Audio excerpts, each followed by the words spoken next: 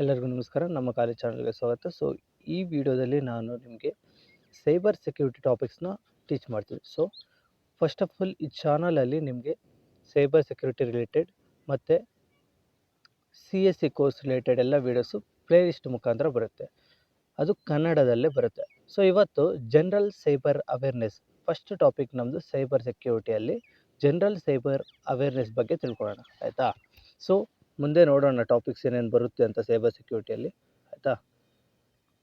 So first, what is cyber security? Cyber security ಅಂದರೆ ಏನು?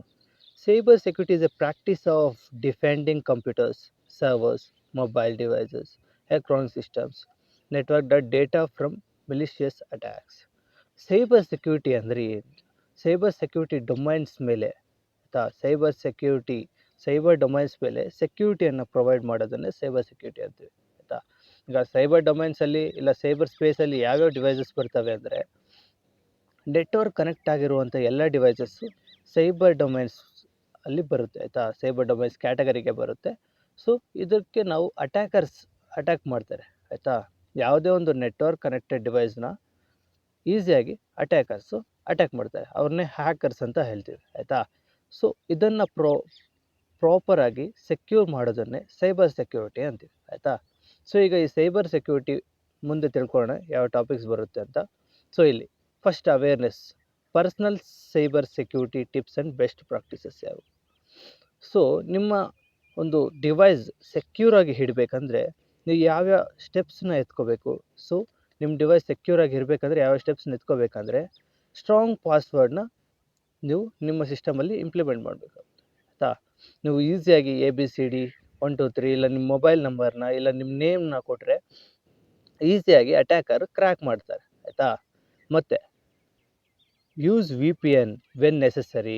ನೀವು ಯಾವುದೇ ಒಂದು third party website, third party ಆ್ಯಪನ್ನು ಓಪನ್ ಮಾಡಿದಾಗ ನೀವು VPN ಖಂಡಿತ ಯೂಸ್ ಮಾಡಬೇಕು, ಬಿಕಾಸ್ ಟು ಸೆಕ್ಯೂರ್. ಆಗ ನಿಮ್ಮ ಡೀಟೇಲ್ಸ್ ಹ್ಯಾಕರ್ ಹತ್ರಕ್ಕೆ ಹೋಗಲ್ಲ, ಆಯಿತಾ? VPN ಅಂದರೆ ಏನು? ವರ್ಚುವಲ್ ಪ್ರೈವೇಟ್ ನೆಟ್ವರ್ಕ್ ಅಂತ ಹೇಳ್ತೀವಿ, ಆಯಿತಾ? ಮತ್ತು ಥಿಂಕ್ ಬಿಫೋರ್ ಯು ಕ್ಲಿಕ್ ಅಂದರೆ ಏನು ಗೊತ್ತಾ? ನೀವು ಕ್ಲಿಕ್ ಮಾಡೋದಕ್ಕಿಂತ ಮುಂಚೆ ಅದನ್ನು ಒಂದ್ಕಿಂತ ಯೋಚನೆಯನ್ನು ಮಾಡಿ, ಆಯಿತಾ? ಯಾವುದಾದ್ರೂ ಒಂದು ವೆಬ್ಸೈಟ್ ಮೇಲೆ ಕ್ಲಿಕ್ ಮಾಡೋದಕ್ಕೆ ಮುಂಚೆ ಯೋಚನೆ ಮಾಡಿ, ಯಾಕಂದರೆ ಅದು ಸೆಕ್ಯೂರ್ ಇರೋದಿಲ್ಲ, ಆಯಿತಾ? ಸೆಕ್ಯೂರ್ ಇಲ್ಲ ಅಂದರೆ ನಿಮ್ಮ ಡೇಟಾ ಹೋಗುತ್ತೆ ಅಂತ ಅರ್ಥ. ಈಗ ಎಕ್ಸಾಂಪಲ್ ಹೇಗೆ ನಮ್ಗೆ ಗೊತ್ತಾಗುತ್ತೆ ಸೆಕ್ಯೂರ್ ಆಯಿತೋ ಇಲ್ವೋ ಅಂದರೆ, HTTP ಅಂತ ಇಲ್ಲ HTTPS ಅಂತ ನಿಮಗೆ ವೆಬ್ಸೈಟ್ ಮುಂದೆ ಬಂದಿರುತ್ತೆ. HTTP ಅಂದರೆ ಏನು? ಹೈಪರ್ ಟೆಕ್ಸ್ಟ್ ಟ್ರಾನ್ಸ್ಪೋರ್ಟ್ ಪ್ರೋಟೋಕಾಲ್ ಅಂತ. ಸೊ HTTPS ಅಂದರೆ ಏನು? Hyper text transport protocol with secure ಅಂತ. ಸೊ ನೀವು ಯಾವತ್ತೇ ಆಗಲಿ ವೆಬ್ಸೈಟ್ ಓಪನ್ ಮಾಡಬೇಕಂದ್ರೆ HTTPS ಆಯಿತೋ ಇಲ್ವೋ ಒಂದ್ಕಿಂತ ವೆರಿಫೈ ಮಾಡಿ, ಆಯಿತಾ? ಮತ್ತು update your home routers. So ನಿಮ್ಮ ಮನೆಯಲ್ಲಿ ರೂಟರ್ಸ್ ಇರುತ್ತೆ ತಾನೇ, ಅದರ ಪಾಸ್ವರ್ಡ್ ರೆಗ್ಯುಲರ್ ಆಗಿ ಚೇಂಜ್ ಮಾಡ್ತಾ ಇರಿ. ಸೊ ಇಲ್ಲ ಅಂದರೆ ನಿಮ್ಮ ರೂಟರ್ನ ಹ್ಯಾಕ್ ಮಾಡಿ ನಿಮ್ಮ ಡಿವೈಸ್ಗೆ ಈಸಿಯಾಗಿ ಮೆಲಿಷಿಯಸ್ ಸಾಫ್ಟ್ವೇರ್ನ ಕಳಿಸ್ಬೋದು, ಆಯಿತಾ? ಮತ್ತು update your device. So up to date ಆಗಿ ನಿಮ್ಮ ಒಂದು ಮೊಬೈಲ್ ಸಾಫ್ಟ್ವೇರ್ ಸಿಸ್ಟಮ್ನ ಅಪ್ಡೇಟ್ ಮಾಡ್ತಾ ಇರಿ. ಸೊ ಮೊಬೈಲ್ ಕಂಪ್ನಿಯವರು ಅಪ್ಡೇಟ್ ಏನಕ್ಕೆ ಪ್ರೊವೈಡ್ ಮಾಡ್ತಾರೆ ನಿಮ್ಮ ಮೊಬೈಲ್ಗೆ? ಸೊ ಯಾವುದಾದ್ರೂ ಒಂದು ಬಗ್ಸ್ ಇಲ್ಲ ಲೂಪ್ ಹೋಲ್ಸ್ ಏನಾದರೂ ನಿಮ್ಮ ಮೊಬೈಲಲ್ಲಿದ್ದರೆ ಸೊ ಅದನ್ನು ಪ್ರಿವೆಂಟ್ ಮಾಡೋಕ್ಕೋಸ್ಕರ ಅವ್ರು ಅಪ್ಡೇಟ್ನ ಕೊಡ್ತಾ ಇರ್ತಾರೆ, ಆಯಿತಾ?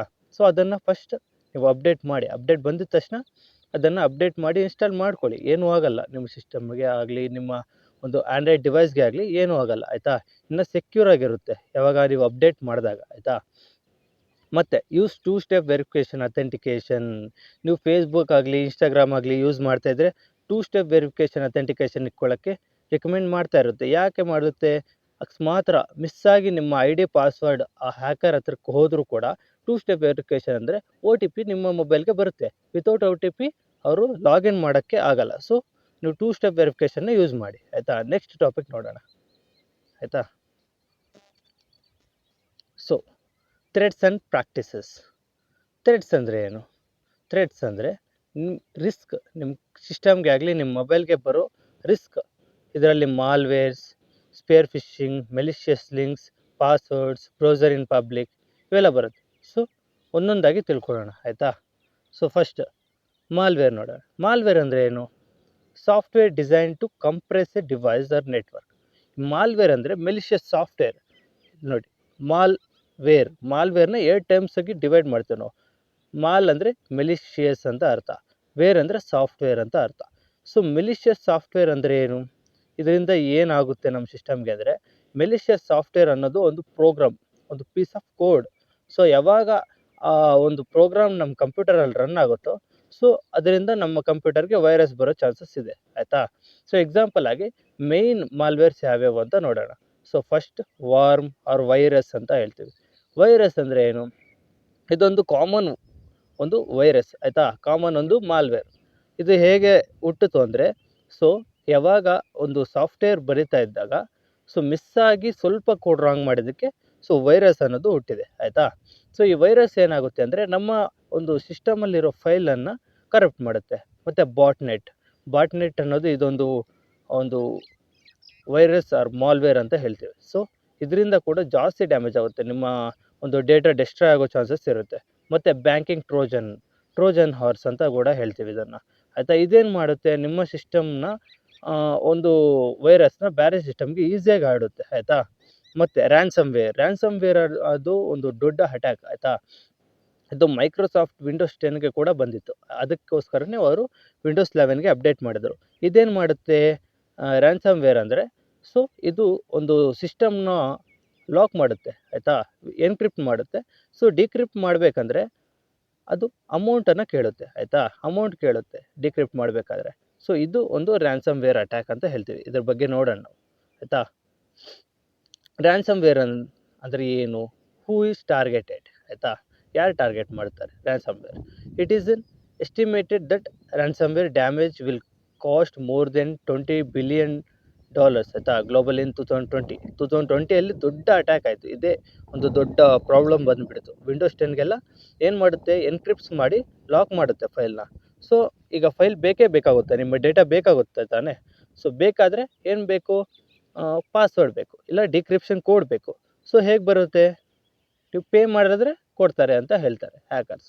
ಸೊ ಈ ರೀತಿ ಒಂದು ಅಟ್ಯಾಕ್ನೇ ನಾವು ರ್ಯಾನ್ಸಮ್ ವೇರ್ ಅಂತ ಹೇಳ್ತೀವಿ, ಆಯಿತಾ. ಮತ್ತು ಮಾಲ್ವೇರ್ ಯಾವ ರೀತಿ ಬರುತ್ತೆ ಅಂತ ನೋಡಿ ಇಲ್ಲಿ. ಈ ರೀತಿ ಒಂದು ಲಿಂಕನ್ನು ಕಳಿಸ್ತಾರೆ, ಆಯಿತಾ, ಆಫರ್ ಬಂದಿದೆ ಆ ಥರ ಲಿಂಕನ್ನು ಕಳಿಸ್ತಾರೆ. ಯಾವಾಗ ನೀವು ಅದನ್ನು ನೋಡ್ದಿರಂಗೆ ಡೊಮೈನ್ ನೋಡ್ಬೇಕು ಫಸ್ಟ್. ಈಗ ಗೂಗಲಿಂದ ಅಂತ ಗೂಗಲ್ ಪೇಯಿಂದ ನಾವು ರಿವಾರ್ಡ್ ಕೊಟ್ಟಿದ್ದೀವಿ ಅಂತ ಕ್ಲಿಕ್ ಮಾಡಿ ಇಲ್ಲಿ ಅಂತ ಹೇಳ್ತಾರೆ. ಯಾವಾಗ ನೀವು ಅಲ್ಲಿ ಲಿಂಕ್ ಮೇಲೆ ಕ್ಲಿಕ್ ಮಾಡಿದರೆ ಸೊ ನಿಮ್ಮ ಒಂದು ಸಿಸ್ಟಮ್ ಒಳಗಡೆ ಮಾಲ್ವೇರ್ ಅನ್ನೋದು ಡೌನ್ಲೋಡ್ ಆಗಿ ಇನ್ಸ್ಟಾಲ್ ಆಗೋಗುತ್ತೆ, ನಿಮಗೆ ಗೊತ್ತಿಲ್ದಿರ ಇನ್ಸ್ಟಾಲ್ ಆಗುತ್ತೆ. ಸೊ ಅದಕ್ಕೋಸ್ಕರ ನೀವು ಯಾವ ರೀತಿ ನೀವು ಇದನ್ನು ಪ್ರಿವೆಂಟ್ ಮಾಡ್ಬೋದಂದರೆ, ಅಲ್ಲಿ ನೋಡಿ ಫಸ್ಟು HTTP ಪಕ್ಕದಲ್ಲಿ ನಿಮಗೆ ಡೊಮೈನ್ ನೇಮ್ ಕಾಣಿಸುತ್ತೆ, GOOGLEPAY ಅಂತ ಕಾಣಿಸುತ್ತೆ, ಆಯಿತಾ. ಸೊ ಅವರು ಹ್ಯಾಕರ್ಸ್ ನಿಮ್ಗಿಂತ ಬುದ್ಧಿವಂತರಾಗಿರ್ತಾರೆ. ಏನು ಮಾಡಿರ್ತಾರೆ, GO ಇರುತ್ತಲ್ಲ, GOA ಮಾಡಾಕಿರ್ತಾರೆ, ಇನ್ನೊಂದನ್ನು ಎ ಮಾಡಿ ನಿಮಗೆ ಕನ್ಫ್ಯೂಸ್ ಮಾಡೋಕ್ಕೆ ನೋಡ್ತಾರೆ. ನೀವು ಕ್ಲೀನಾಗಿ ಅದನ್ನು ರೀಡ್ ಮಾಡಿ ಮತ್ತು ಆ ಲಿಂಕ್ ಮೇಲೆ ಕ್ಲಿಕ್ ಮಾಡಿ, ಆಯಿತಾ. ನೆಕ್ಸ್ಟ್, ಸೊ ಇಲ್ಲಿ ಬೆಸ್ಟ್ ಪ್ರಾಕ್ಟೀಸಸ್ ಏನು, ನಾವು ಏನು ಮಾಡಿದ್ರೆ ಮಾಲ್ವೇರಿಂದ ಸ್ವಲ್ಪ ಒಂದು ಪ್ರಿವೆಂಟ್ ಆಗುತ್ತೆ ಅಂದರೆ, ನಾವು ಯಾವುದು ಐಡೆಂಟಿಫೈ ಮಾಡಬೇಕು, ಫಿಶಿಂಗ್ ಇಮೇಲ್ಸ್ ಯಾವುವು ಅಂತ ಐಡೆಂಟಿಫೈ ಮಾಡೋದನ್ನು ಕಲಿಬೇಕು, ಆಯಿತಾ. ಯಾವ ರೀತಿ ಕಲಿತೀವಿ ಹೇಳಿದ್ನಲ್ಲ, ಒಂದು ಅಕ್ಷರ ಮಿಸ್ಟೇಕ್ ಮಾಡಿ ಅವರು ಡೊಮೈನ್ ನೇಮ್ನ ಚೇಂಜ್ ಮಾಡಿರ್ತಾರೆ. ಸೊ ಯಾವಾಗ ನೀವು ಡೊಮೈನ್ ನೇಮ್ ನೋಡಿದ್ರಂಗೆ ಕ್ಲಿಕ್ ಮಾಡ್ತಿರೋ ಸೊ ನಿಮ್ಮ ಒಂದು ಸಿಸ್ಟಮ್ಗೆ ಮಾಲ್ವೇರ್ ಅನ್ನೋದು ಅಟ್ಯಾಕ್ ಆಗುತ್ತೆ. ಮತ್ತು ಲಿಂಕ್ಸ್ನ ಯಾವ ಸಿಕ್ಕಿದ್ರೆ ಅದೇ ಲಿಂಕ್ಸ್ ಮೇಲೆ ಕ್ಲಿಕ್ ಮಾಡಬಾರ್ದು, ಆಯಿತಾ. ಅದಾದಮೇಲೆ do not download or click suspicious links or file. ಯಾವುದೇ ಒಂದು ಈಗ ಫ್ರೀಯಾಗಿ ಬರುತ್ತೆ ಅಂದರೆ ಮೋಡ್ ಎಪಿಕೇಶನ್ನ ಡೌನ್ಲೋಡ್ ಮಾಡ್ತಾ ಇರ್ತಾರೆ. ಸೊ ಆ ರೀತಿ ಮಾಡಬಾರ್ದು. ನಿಮ್ಗೆ ಗೊತ್ತಿಲ್ಲದೇ, ನಿಮಗೆ ಟ್ರಸ್ಟ್ ಇಲ್ಲದೇ ನೀವು ಡೌನ್ಲೋಡ್ ಮಾಡಿಬಿಟ್ರೆ ಸೊ ನಿಮ್ಮ ಸಿಸ್ಟಮ್ ಅಟ್ಯಾಕ್ ಆಗೋದು ಗ್ಯಾರಂಟಿ, ಆಯಿತಾ. ಮತ್ತು ನಿಮ್ಮ ಸಾಫ್ಟ್ವೇರ್ ಅಪ್ ಟು ಡೇಟಾಗಿ ಇಟ್ಕೋಬೇಕು. ಮತ್ತು ನಿಮ್ಮ ಫೈಲ್ಸ್ ಇರುತ್ತಲ್ಲ, ಫೈಲ್ಸ್ನ ಒಂದು ಕಾಪಿ ಸೇವ್ ಮಾಡಿ ಇಟ್ಕೊಂಡಿರಿ, ಆಯಿತಾ. ಅಕಸ್ಮಾತ್ ಏನಾದರೂ ಅಟ್ಯಾಕ್ ಆದ್ರೂ ನಿಮ್ಮ ಫೈಲ್ಸ್ ನಿಮ್ಮ ಹತ್ರ ಇರುತ್ತೆ, ಆಯಿತಾ, ಕಾಪಿ ಇರುತ್ತೆ. ಮತ್ತು ಸ್ಪಿಯರ್ ಫಿಶಿಂಗ್ ಅಂದರೆ ಏನು, ಫಿಶಿಂಗ್ ಅನ್ನೋದು ಒಂದು ಅಟ್ಯಾಕ್ ಏನು ಮಾಡ್ತಾರೆ ಅಂದರೆ ಸ್ಪ್ಯಾಮ್ ಇಮೇಲ್ಸ್ನ ಕಳಿಸ್ತಾರೆ. ಸ್ಪ್ಯಾಮ್ ಇಮೇಲ್ಸ್ ಕಳಿಸ್ಬಿಟ್ಟು ಒಂದು ವಿಕ್ಟಮ್ ಸಿಸ್ಟಮ್ಗೆ ಕಳಿಸ್ಬಿಟ್ಟು ಅದು ಯಾವ ರೀತಿ ಇರುತ್ತೆ ಅಂದರೆ same as it is company ಕಡೆಯಿಂದನೇ ಕೊಟ್ಟಿದ್ದಾರೆ ಅಂತ ಇರುತ್ತೆ. ಸೊ ಈಗ ನಿಮಗೆ ಒಂದು ದಿನಕ್ಕೆ ₹500 ಬರುತ್ತೆ 2 ಅವರ್ ಕೆಲಸ ಮಾಡಿದ್ರೆ ಅಂತ ಈ ಲಿಂಕ್ ಮೇಲೆ ಕ್ಲಿಕ್ ಮಾಡಿ ನಿಮ್ಮ ಫಾರ್ಮ್ನ ಫಿಲಪ್ ಮಾಡಿ ಅಂದರೆ, ಸೊ ಏನು ಮಾಡ್ತಾರೆ, ಲಿಂಕ್ ಮೇಲೆ ಕ್ಲಿಕ್ ಮಾಡ್ತಾರೆ, ಫಾರ್ಮ್ನ ಫಿಲಪ್ ಮಾಡ್ತಾರೆ. ಸೊ ಆ ಡೀಟೇಲ್ಸ್ ಎಲ್ಲ ಯಾರಿಗೋಗುತ್ತೆ, ಅವ್ರಿಗೆ ಹೋಗುತ್ತೆ. ಸೊ ಆ ಡೀಟೇಲ್ಸಿಂದ ನಿಮ್ಮ ಒಂದು ಬ್ಯಾಂಕ್ ಡೀಟೇಲ್ಸ್ ಆಗಲಿ, ನಿಮ್ಮ ಒಂದು ಡೇಟಾಬೇಸ್ ಆಗಲಿ ಅವ್ರ ಕಡೆಗೆ ಹೋಗುತ್ತೆ. ಅದರಿಂದ ನಿಮಗೆ ಈಸಿಯಾಗಿ ಅಟ್ಯಾಕ್ ಮಾಡ್ತಾರೆ. ಇದನ್ನೇ ಫಿಶಿಂಗ್ ಅಂತ ಕರೀತಾರೆ, ಆಯಿತಾ. ಸೊ ಆ್ಯಸ್ ಇಟ್ ಈಸ್ನ ಒಂದು ಇಮೇಲ್ ಮುಖಾಂತರ, ಮೆಸೇಜ್ ಮೂಲಕ ಲಿಂಕ್ನ ಕಳಿಸ್ಬಿಟ್ಟು ನಿಮ್ಮ ಹತ್ರದಿಂದ ಡೇಟಾನ ಎತ್ಕೊಂಡು ಅವರು ಮಿಸ್ಯೂಸ್ ಮಾಡೋದನ್ನು ಫಿಶಿಂಗ್ ಅಂತ ಹೇಳ್ತೀವಿ, ಆಯಿತಾ. ನೆಕ್ಸ್ಟ್ ಫಿಶಿಂಗ್ ಯಾವ ರೀತಿ ಬರುತ್ತೆ ನೋಡಿ, ಆಯಿತಾ. ಈ ರೀತಿ ಬರುತ್ತೆ, ಆಯಿತಾ. ಎಕ್ಸಾಂಪಲ್ ಇದು. ಮತ್ತು ಬಿಸ್ನೆಸ್ ಇಮೇಲ್ ಕಾಂಪ್ರಮೈಸ್ ಅಂತ, ಆಯಿತಾ. ಇದರಲ್ಲಿ ಏನಾಗುತ್ತೆ, business email same as it is ನಾನು ಹೇಳ್ದೆ ಅಲ್ಲ, ಬಿಸ್ನೆಸ್ ಒಂದು ಅಫಿಷಿಯಲ್ ಥರ ಕಳಿಸ್ತಾರೆ, ಆಯಿತಾ. ಅಫಿಷಿಯಲ್ ಥರ ಕಳಿಸ್ಬಿಟ್ಟು ನಿಮ್ಮ ಒಂದು ಸಿಸ್ಟಮ್ಗೆ ಟಾರ್ಗೆಟನ್ನು ಮಾಡ್ತಾರೆ, ಆಯಿತಾ. ಸೊ ಸೇಫಾಗಿರಬೇಕು. ಸೊ ಡೊಮೈನ್ಸ್ನ ಕ್ಲೀನಾಗಿ ಚೆಕ್ ಮಾಡ್ಕೊಳ್ಳಿ, ಆಯಿತಾ. ಸೊ ಫಿಶಿಂಗ್ ಆಲ್ರೆಡಿ ಹೇಳ್ದೆ ನನಗೆ. ಸೊ ನೆಕ್ಸ್ಟ್ ಟಾಪಿಕ್ ಹೋಗೋಣ ನಾವು. ಸೊ ಮೆಲಿಷಿಯಸ್ ಲಿಂಕ್ಸ್ ಅಂದರೆ ಏನು? ಇಲ್ಲಿ ಹ್ಯಾಕರ್ ಲೋಡಿಂಗ್ ಪೇಜ್ ಯಾವ ರೀತಿ ಕ್ರಿಯೇಟ್ ಮಾಡಿರ್ತಾನೆ, as it is copycat ಮಾಡಿರ್ತಾನೆ ಡೊಮೈನ್ನ, ಆಯಿತಾ. ಸೇಮ್ ಈಗ example.com ಅಂತ ಒಂದು ವೆಬ್ಸೈಟ್ ಇದೆ ಅಂದ್ಕೊಳ್ಳಿ. ನೋಡಿ ಯಾವ ರೀತಿ ಕ್ರಿಯೇಟ್ ಮಾಡ್ತಾನೆ, ಎಕ್ಸಾಂಪಲ್ನ ELನ ನೋಡಿ ಯಾವ ರೀತಿ ಸ್ಪೆಲ್ಲಿಂಗ್ ಒಂದೇ ಒಂದು ಲೆಟರ್ ಮಿಸ್ಟೇಕ್ ಮಾಡಿಬಿಟ್ಟು ನಿಮ್ಮ ಒಂದು ಡೇಟಾನ ಎತ್ಕೊಬಿಡ್ತಾನೆ. ಈಗ ಎಕ್ಸಾಂಪಲ್ ಹೇಳಬೇಕಾದ್ರೆ facebook.com ಇರುತ್ತೆ ಅಂದ್ಕೊಳ್ಳಿ, ಆಯಿತಾ. ಫೇಸ್ಬುಕ್ಗೆ BOOK ಬರುತ್ತಲ್ಲ, BOAK ಮಾಡೋಕ್ಕಾದ್ರೆ ನಿಮ್ಗೆ ಕನ್ಫ್ಯೂಸ್ ಆಗುತ್ತೆ. ಸೊ ಆ್ಯಸ್ ಇಟ್ ಈಸ್ ಇದೆ ಬಿಡು ಅಂತ ನೀವೇನು ಮಾಡ್ತೀರಾ, ಅದ್ರ ಮೇಲೆ ಕ್ಲಿಕ್ ಮಾಡ್ತೀರಾ. ಸೊ ಆವಾಗ ನಿಮ್ಮ ಇನ್ಫಾರ್ಮೇಷನ್ ಅನ್ನೋದು ಹೋಗುತ್ತೆ, ಆಯಿತಾ. ಅವ್ರ ಕಡೆಗೆ ಹೋಗುತ್ತೆ, ಅವ್ರು ಲಾಗಿನ್ ಮಾಡಿ ಮಿಸ್ಯೂಸ್ ಮಾಡ್ತಾರೆ, ಆಯಿತಾ. ಸೊ ಮೆಲಿಷಿಯಸ್ ಲಿಂಕ್ ಮೇಲೆ ಕ್ಲಿಕ್ ಮಾಡಿದ್ರೆ ಯಾವ ರೀತಿ ಬೆಸ್ಟ್ ಪ್ರಾಕ್ಟೀಸಸ್ ಯಾವುವು ಅಂತ ಹೇಳಿದ್ರೆ, ಇಲ್ಲಿ ನೋಡಿ www.example.com ಅಂತ ಇದೆಯಲ್ಲ. ಸೊ ಇಲ್ಲಿ ಕಾಣಿಸ್ತಾ ಇದೆ ನೋಡಿ ನಿಮಗೆ ಯಾವ ರೀತಿ ಅವರು ಕೊಡ್ತಾರೆ, ಯಾವ ರೀತಿ ಅವರು ಮ್ಯಾನಿಪ್ಯುಲೇಟ್ ಮಾಡಿ ನಿಮ್ಗೆ ಕೊಡ್ತಾರೆ ಅಂತ. ಈ ರೀತಿ ನೋಡಿ, ಆಯಿತಾ. ಕ್ಲೀನಾಗಿ ಡೊಮೈನ್ನ ಚೆಕ್ ಮಾಡ್ಕೋಬೇಕು, ಒಂದಲ್ಲ ಎರಡಕ್ಕಿಂತ ಚೆಕ್ ಮಾಡಿ ನೋಡ್ಬೇಕು, ಆಯಿತಾ. ಮತ್ತು ಪಾಸ್ವರ್ಡ್ ಸೆಕ್ಯೂರಿಟಿ, ಆಯಿತಾ. ಪಾಸ್ವರ್ಡ್ ಸೆಕ್ಯೂರಿಟಿಯಲ್ಲಿ ಏನೇನು ಬರುತ್ತೆ, ಬ್ರೂಟ್ ಫೋರ್ಸ್ ಅಟ್ಯಾಕ್ ಬರುತ್ತೆ, ಹ್ಯಾಕಿಂಗ್ ಬರುತ್ತೆ, ಮಾಲ್ವೇರ್ ಬರುತ್ತೆ, ಫಿಶಿಂಗ್ ಬರುತ್ತೆ, ಮತ್ತು ಡೇಟಾ ಬ್ರೀಚ್ ಬರುತ್ತೆ, ಆಯಿತಾ. ಸೊ ಪಾಸ್ವರ್ಡ್ ಸೆಕ್ಯೂರಿಟಿಯಲ್ಲಿ ಎಫೆಕ್ಟಿವ್ ಪಾಸ್ವರ್ಡ್ನ ಯಾವ ರೀತಿ ಕ್ರಿಯೇಟ್ ಮಾಡಬೇಕು ನೋಡಿ. ಈಗ ಎಫೆಕ್ಟಿವ್ ಪಾಸ್ವರ್ಡ್ ಕ್ರಿಯೇಟ್ ಮಾಡಬೇಕಂದ್ರೆ, ಸೊ ನೀವು ಲಾಂಗ್ ಪಾಸ್ವರ್ಡ್ನ ಜನ್ರೇಟ್ ಮಾಡಬೇಕಾಗುತ್ತೆ, ಮತ್ತು ಕಾಂಪ್ಲೆಕ್ಸ್ ಇರಬೇಕು, ಮತ್ತು ಯೂನಿಕ್ ಆಗಿರಬೇಕು, ಮತ್ತು ರೊಟೇಟಿಂಗ್ ಆಗಿರಬೇಕು, ಆಯಿತಾ. ಸೊ ಯಾವ ರೀತಿ, ನೀವೊಂದು ಪಾಸ್ವರ್ಡ್ನ ಈಗ admin@123 ಅಂತ ಕ್ಲಿಕ್ ಮಾಡಿ ನೀವೇನಾದರೂ ಪಾಸ್ವರ್ಡ್ನ ಸೆಟ್ ಮಾಡಿದ್ರೆ, ಸೊ ಅವಾಗ ಏನಾಗುತ್ತೆ, ಹ್ಯಾಕರ್ಗೆ ಈಸಿಯಾಗಿ ಸಿಕ್ಕೋಗುತ್ತೆ. ಸೊ ಅದರಿಂದ ನೀವೇನು ಮಾಡಬೇಕಂದ್ರೆ, ಕಾಂಪ್ಲೆಕ್ಸ್ ಒಂದು ಕ್ಯಾಪಿಟಲ್ ಲೆಟರ್ ಇರಬೇಕು, ಮತ್ತು small letter, number, special characters ಎಲ್ಲ ಯೂಸ್ ಮಾಡಿ ಒಂದು ಕಷ್ಟವಾಗಿರುವಂತಹ ಪಾಸ್ವರ್ಡ್ನ ಕ್ರಿಯೇಟ್ ಮಾಡಬೇಕಾಗುತ್ತೆ, ಮತ್ತು ಮಲ್ಟಿ ಫ್ಯಾಕ್ಟರ್ ಅಥೆಂಟಿಕೇಷನ್ನ ಆನ್ ಮಾಡಬೇಕಾಗುತ್ತೆ. ಸೊ ಈ ರೀತಿ ನೀವು ಪಾಸ್ವರ್ಡ್ನ ಕ್ರಿಯೇಟ್ ಮಾಡೋದು ಕಲ್ತ್ಕೋಬೇಕಾಗುತ್ತೆ, ಆಯಿತಾ. ಸೊ ಈ ವಿಡಿಯೋದಲ್ಲಿ ಇಷ್ಟೇ ಫ್ರೆಂಡ್ಸ್. ಸೊ ನೆಕ್ಸ್ಟ್ ವಿಡಿಯೋದಲ್ಲಿ ಮತ್ತೆ ಸಿಗೋಣ. ಈ ಪ್ಲೇ ಲಿಸ್ಟಲ್ಲಿ ನಿಮಗೆ ಸೈಬರ್ ಸೆಕ್ಯೂರಿಟಿ ರಿಲೇಟೆಡ್ ಎಲ್ಲ ವೀಡಿಯೋಸ್ನ ನಾನು ನಿಮಗೆ ಪೋಸ್ಟ್ ಮಾಡ್ತಾ ಇರ್ತೇನೆ. ಸೊ ಕನ್ನಡದಲ್ಲಿ ಕೇಳಬೇಕಂದ್ರೆ ಈ ಚಾನಲ್ನ ಸಬ್ಸ್ಕ್ರೈಬ್ ಮಾಡ್ಕೊಳ್ಳಿ, ಮತ್ತು ಬೆಲ್ಲೈಕನ್ ಮೇಲೆ ಕ್ಲಿಕ್ ಮಾಡಿ ಶೇರ್ ಮಾಡ್ತಾಯಿರಿ. ಮುಂದೆ ಸಿಗೋಣ ಮತ್ತೆ.